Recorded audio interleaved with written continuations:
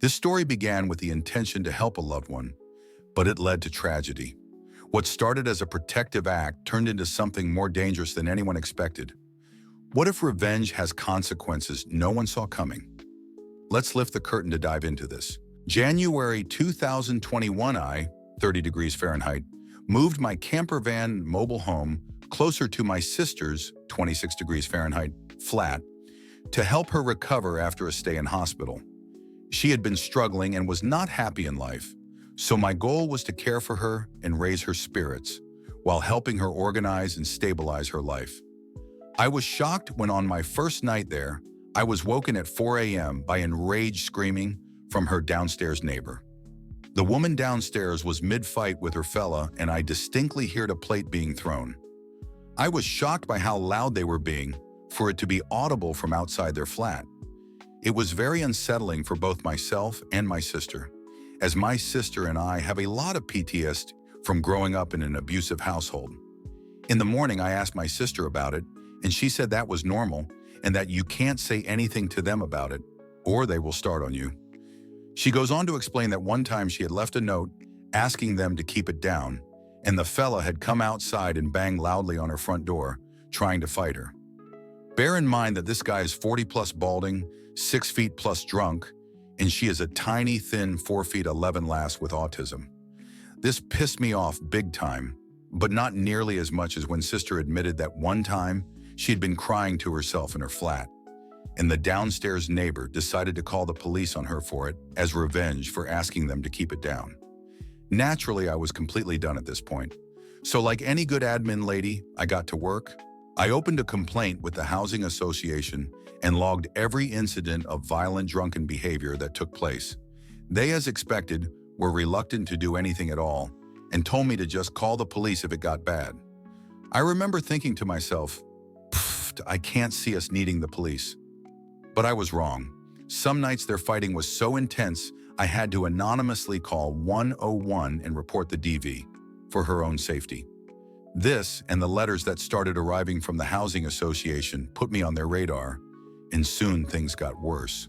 They were in trouble for the noise, the state of their flat, fly tipping rubbish on the corner, an out-of-control dog that attacked my cat, threatening me, threatening sister, spitting on her door, trying to steal her cat, trying to run over my cat, banging on the door and making threats, playing loud music to keep sister awake on college nights, and so much more. The police started being called a lot, and it was getting so stressful. I was starting to regret making that first complaint, but the rest of the neighbors were on our side, as it affected them just as much. I felt supported by them and decided to just keep pushing and demanding a solution. I knew eventually the council, or housing association, would cave in and either rehouse my sister, or better yet, rehouse the neighbor.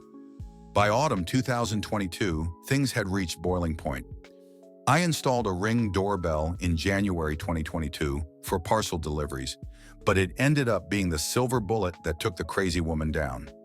A multi-agency meeting took place over Teams, and they finally upped the pressure on the neighbor after I presented my evidence to them. I remember crying after that meeting, as I left it feeling that they didn't think we had enough to push for an eviction. I was even criticized for having not called the police enough to support my harassment claim, but I gave them my flash drive full of reports anyway, and hoped they would at least look at them. Not all was lost, though.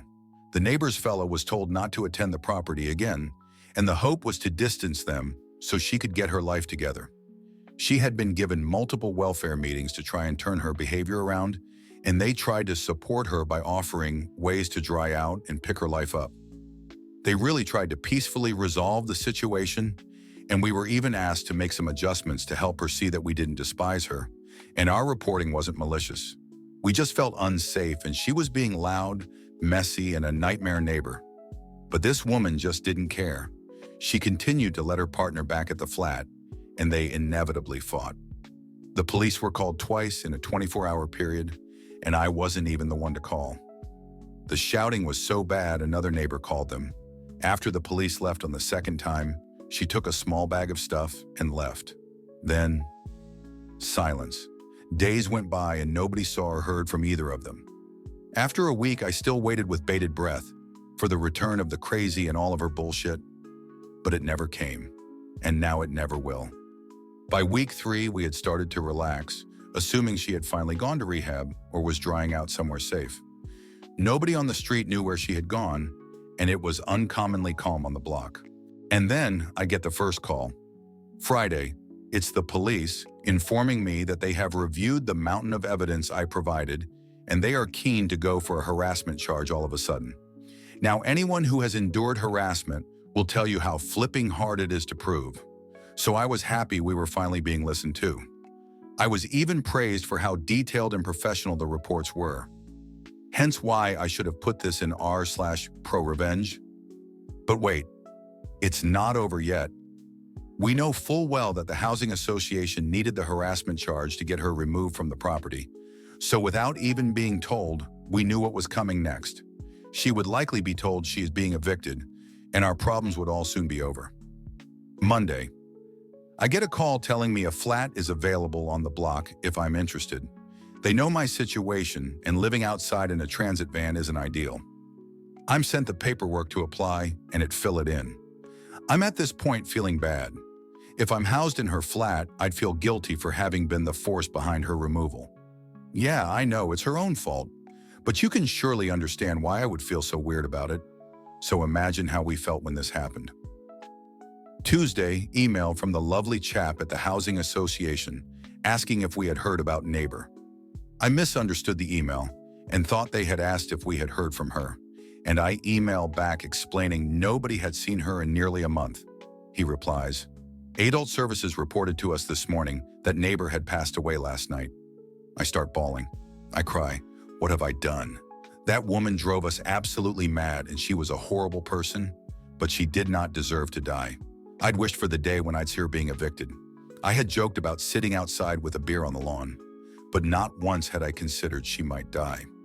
While I'm not currently aware of how she passed away, I do know that on the Monday, she'd been in a meeting with social services, police, and the housing association. They likely told her about the charge and her inevitable eviction. She and her scruffy fella seemed to have gone out and just took too much. I don't think it was suicide, as the officer we had been dealing with came round on the Wednesday to tell us he was naturally dropping the charges. I expressed guilt, and he told me it was inevitable when that much drugs and alcohol are involved. I'm heartbroken. I know it's not the case, but it feels like this is my fault.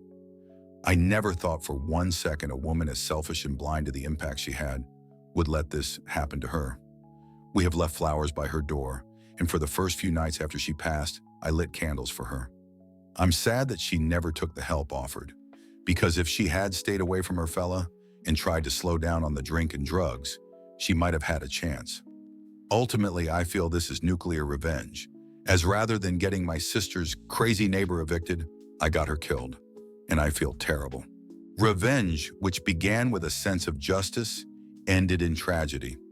Sometimes we don't realize how deep the consequences of our actions can go.